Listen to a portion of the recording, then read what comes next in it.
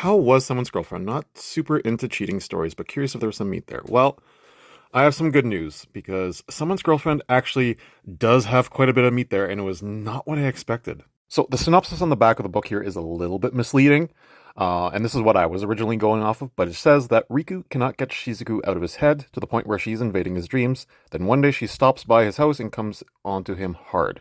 The catch? Well, she's his best friend's girlfriend. It's actually not quite that simple, as all three of them are actually longtime childhood friends. So right off the bat, Shizuku and Riku have always had some level of chemistry together. And to the point where, had things maybe gone differently, they could have been dating and not Shizuku and Riku's best friend. And so that pre-existing chemistry between Riku and Shizuku that really drives this story. Because it's kind of plays it off less as a cheating kind of story and more of a missed opportunity story. The other thing is too is that compared to some other cheating stories is that in this one here, that personal boundary that gets crossed between the two of them has never existed in the first place because they've always been like this ever since they were very young.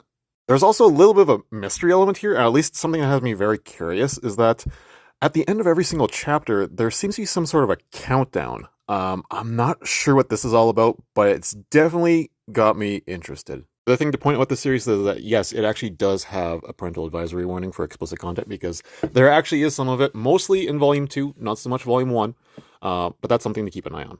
But personally, I think it's at least worth checking out, especially if you're open to the concept of like taboo romances, and this one's definitely not one of the worst ones I've read.